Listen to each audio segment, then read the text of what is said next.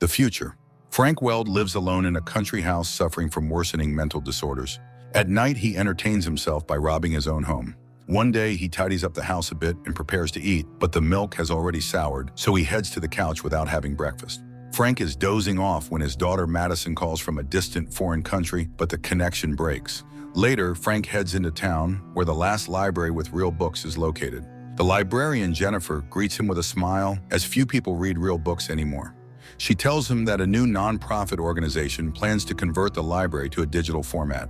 At that moment, Frank's son, Hunter, calls and the elderly man leaves. On his way, he stops by a store where the clerk greets him coldly, suspecting him of petty theft. The old man leaves, ignoring her shouting. As he walks toward his house, Hunter pulls up in his car. Concerned about his father's condition, Hunter visits every 10 days, even though he lives far away. Hunter is horrified by the mess in the house and admits he would prefer to place his father in a facility where he would be well cared for, but Frank refuses to leave his home. Then Hunter reveals a robot assistant he has bought to help his elderly father. Frank isn't happy with the gift, as he's always been against automation. However, Hunter turns on the robot and instructs it to clean the house and prepare lunch. The machine gets to work, and soon the pair are seated at the table. Frank tries to appeal to his son's emotions, saying their mother wouldn't like this innovation, but Hunter reminds him that his parents separated 30 years ago. At that moment, the robot brings out a cake it made and asks Frank to believe that it will be a good helper. Frank reluctantly agrees. The next day, the robot cleans the house and begins enforcing a daily schedule it has devised for Frank. Now it prepares healthy meals for the old man and comes up with activities, like working in the garden. The robot shaves Frank and takes him for a walk. When Frank tries to argue that he doesn't need a helper, the robot informs him that if Frank refuses, its memory will be wiped and it will be sent to storage. This makes Frank reconsider. One day they go to the library, but Frank asks the robot to wait outside. Inside, Jennifer introduces Frank to Jake, the new library owner, and shows him the cabinet holding old books that will soon be discarded.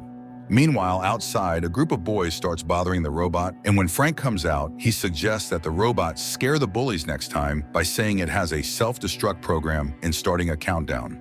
On their way home, Frank and his robot stop by the store where Frank steals another figurine, but the clerk catches him and demands to see his pockets. Frank manages to put the stolen item back, and the clerk lets him go.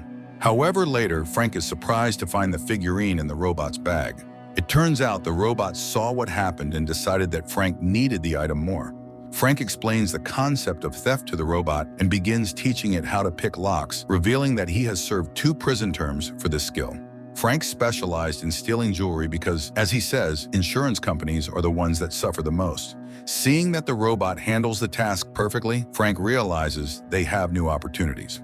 The pair head to the library where Frank shows the robot the locations of the security cameras. He then introduces the robot to Jennifer, who invites him to a party celebrating the library's conversion to digital format.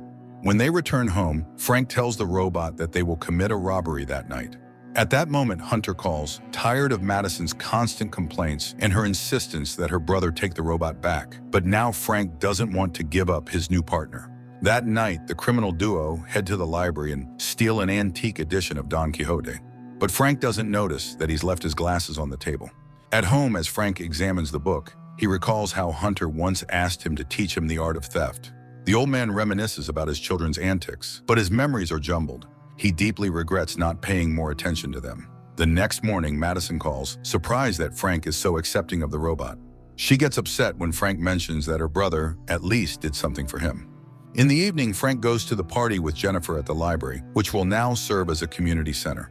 Jennifer tells him about the nighttime theft and that Jake suspects the thieves are after the library's new sponsors. Their conversation is interrupted by Jake, who introduces his wife to the pair. He takes Jennifer away for a chat, leaving Frank alone.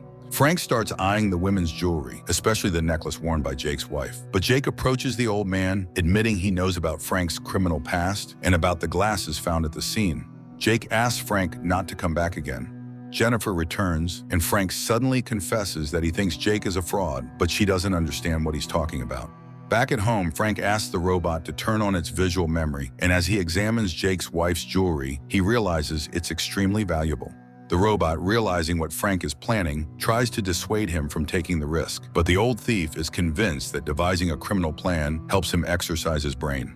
They start staking out Jake's house, and during this time, the robot admits it lied about its memory being wiped. It's willing to return to the store to keep Frank from risking his life since its primary concern is Frank's health. Frank, touched by the robot's admission, asks it never to remind him that it's not alive. Later, Frank begins planning the robbery when Jennifer arrives. Fearing she'll see his notes and figure out what he's up to, he refuses to let her inside. She leaves, placing a pie on his doorstep.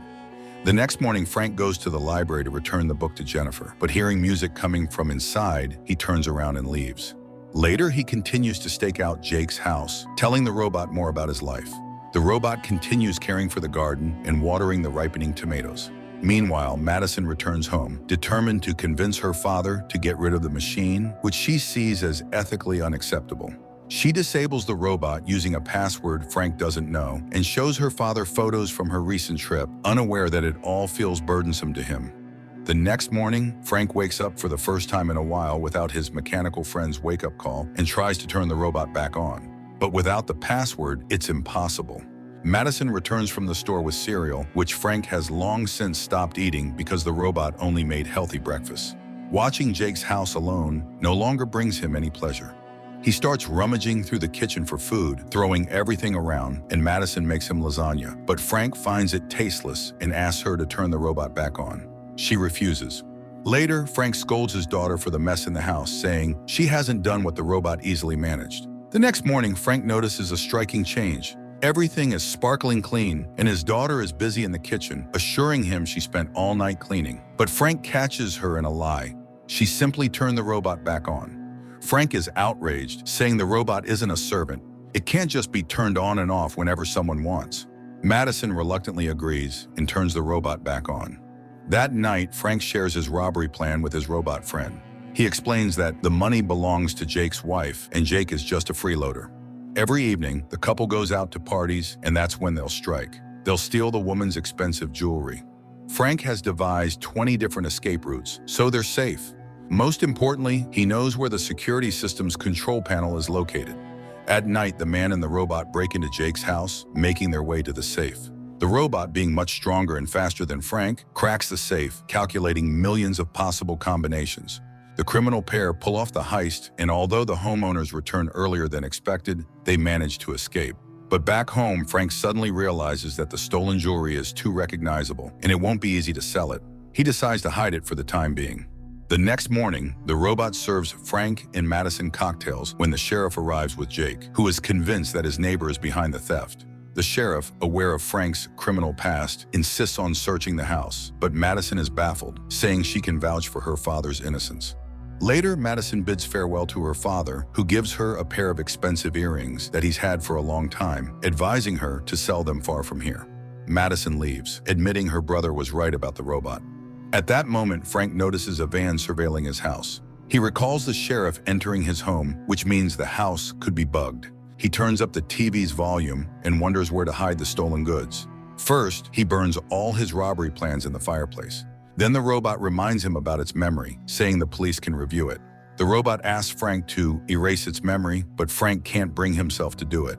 Desperate for a solution, Frank asks the robot to call Hunter and tell him that Frank is dying. Alarmed by the message, Hunter rushes to his father's house and finds him in bed. Hunter tries to get Frank to go to the hospital, but Frank suddenly confesses that he's been a bad father and asks for his son's forgiveness.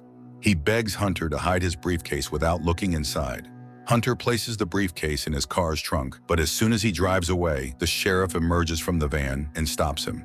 When they open the briefcase, they find only useless porcelain figurines. The sheriff tells Hunter about the robbery next door, but the son doesn't understand why his father is being accused since he's ill.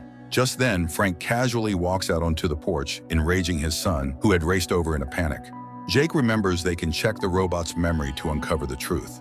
The police surround the robot, but it suddenly announces that the self-destruct system has been activated and begins a countdown. Seeing Frank make a break for it, the police rush outside. Frank starts Hunter's car and drives away with his friend. Along the way, the robot again asks Frank to erase its memory to avoid any trouble. The pair head to the library, and as Frank talks to Jennifer about the recent events, he notices photos of his children on the wall. Then he spots a photo of himself with Jennifer and suddenly realizes that she is his wife, whom he forgot due to his illness. Frank and the robot return home, sneaking inside before the police station outside notice them. Once again, the robot asks Frank to erase its memory, saying that with a fresh start, they can plan a new heist. Hearing this argument, Frank finally agrees and shuts the robot down. Sometime later, Frank ends up in an adult daycare facility as his dementia progresses and he can remember very little. His family visits him, and the old man is happy to feel their love and care. As they say goodbye, he slips Hunter a note hinting that the stolen jewelry is buried under the tomatoes in the garden the robot created. The film wasn't a big success or widely popular, but it's worth watching as it addresses many issues related to aging, family values, and growing old. The unexpected genre, a sci-fi melodrama, should appeal to those seeking something new and unexplored.